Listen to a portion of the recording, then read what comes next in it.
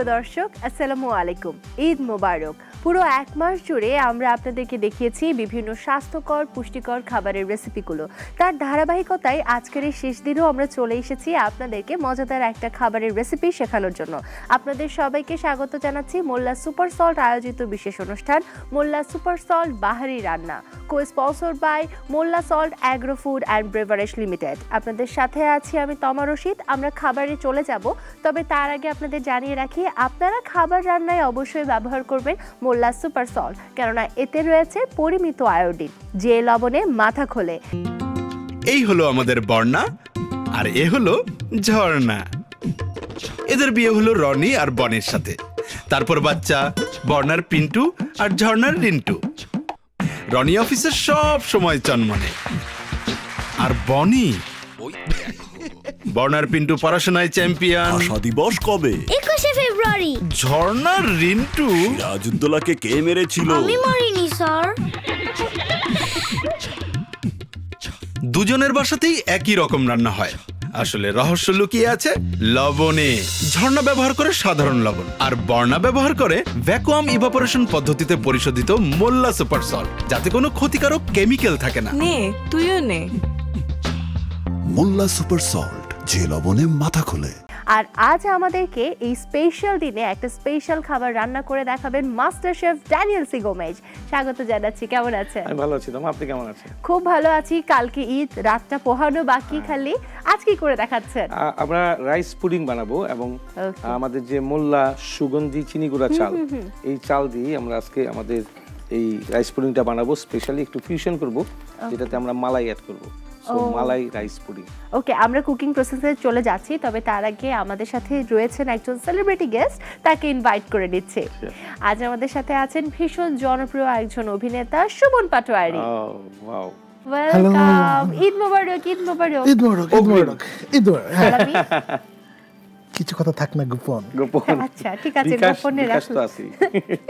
আমরা food processing এ চলে যাব। সো আজ খুব সুইটি একটা ফুড আছে। আমরা আসলে মোল্লা যে সুগন্ধি চিনি গুঁড়া চালটা নিয়ে এসছে মার্কেটে, সেটার অ্যারোমা আসলে অনেক সুন্দর।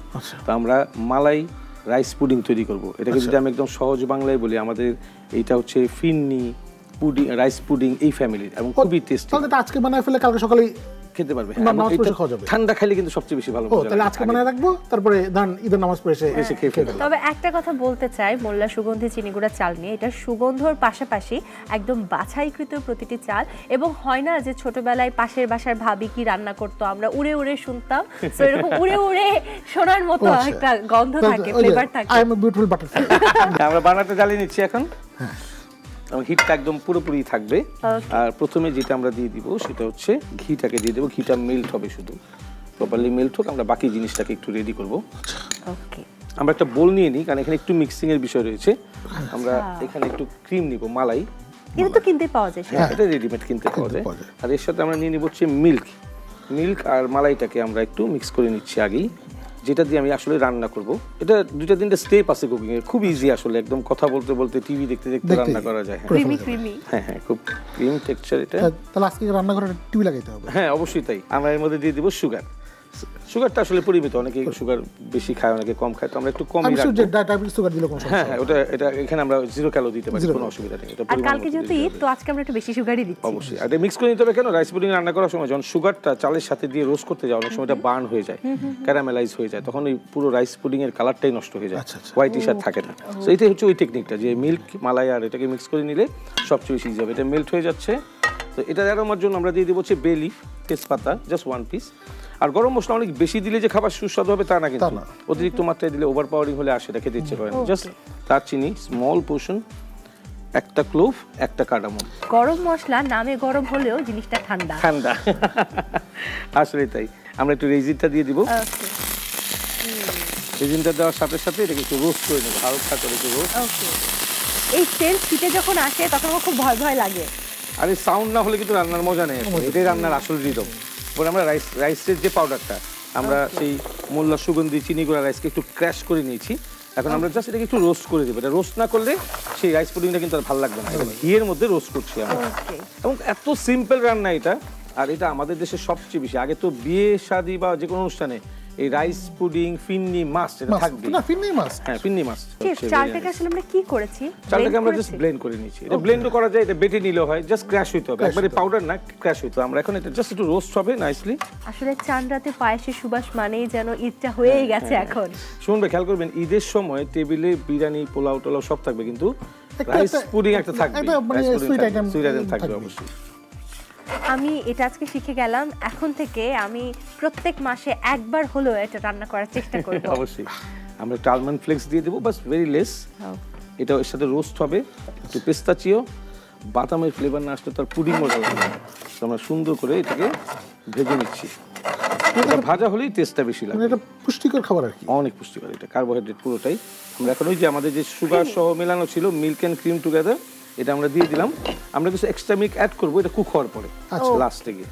এখন আপনি এটাকে ভুলে যেতে পারেন, এটা এখন একা একা আস্তে আস্তে কুক হবে, নিজে নিজে নিজেই হবে। এখন সে একা একাই হবে, কারণ আস্তে আস্তে স্লো হিট করে দিব আমরা একটু। সুমন ভাই, আমি আপনার এই যে চান রাত এবং ঈদের দিনের অভিজ্ঞতা জানতে চাই, কেমন কাটে? মানে ঈদের অভিজ্ঞতা তো আগে 2 বছর আগে কিন্তু খুব ভালো ছিল, কারণ আব্বা ছিলেন। হ্যাঁ, এখন আব্বা নাই, কিন্তু আমি আর আম্মা মানে আসলে এখন তো আর ঠিক। শোন, ঈদের আনন্দের একটা বড় বিষয় ছিল যে ছোটবেলায় যে ওই দিন পড়াশোনা করতে হবে না, ওই দিন কিছু টাকা পাওয়া যাবে, হ্যাঁ কিছু টাকা পাওয়া যাবে, নিজের মতো করে খরচ করা যাবে। হ্যাঁ, কারণ এখন ধরেন যে সারা বছরই পড়াশোনা করতে হয় না, উল্টা টুকটাক টাকা পয়সা নিজের পকেটেই থাকে। তো তখন হয় কি, ওই আনন্দটা আর ঠিক হয় না আর কি। এর থেকে মানে ঈদের যে 3 দিন যে মানে ঘুমানো যায় বা বাসায়, আমি যেমন অফিস থেকে এসে বাসায় ঢুকি, তারপর একদম অফিস যেদিন খোলা পর্যন্ত, যেদিন খুলবে সেদিন সোজা অফিস আগের মতো আবার আগের মতো। সো এটাতে আমরা time to time milk add করবো, আর যে বাবলটা উঠতে থাকবে। আর রাইসটাকে ক্র্যাশ করা তো এটা কুক হতে অনেক কম সময় লাগে, 6 থেকে 7 মিনিটের ভিতরে আপনি এটাকে কমপ্লিট করে ফেলতে পারবেন। সো আমাদের মিল্ক যেটা অ্যাড করা ছিল সেটা অ্যাড করা শেষ। এখন আমরা দিয়ে দিব হচ্ছে আলমন্ড আর ক্যাশু নাট, এই দুটাকে আমরা ব্লেন্ড করে রেখেছিলাম। এটা লাস্টে দিব। এটা যদি সবার আগে দিয়ে দিই তাহলে বাদামের যে কাঁচা ফ্লেভারটা, সেই ফ্লেভারটা আমরা আর পাবো না, যেটা আসল অ্যারোমা আমাদের লাগে। সবই এখানে ভর্তা। হ্যাঁ, সবই ভর্তা, একদম টোটাল ক্র্যাশ। সো এটা রেডি। যে ঘনত্বটা যখন চলে আসবে, দ্যাট মিনস আমাদের যে রাইস পুডিংটা, যে মালাই রাইস পুডিং, সেটা রেডি। আমরা এখন বানার অফ করে দিব। যখনই বাবলটা থেকে ছিটতে থাকবে এটা অফ করে দেবো। এখন আমরা এটাকে প্রেজেন্টেশনে নিয়ে যাব।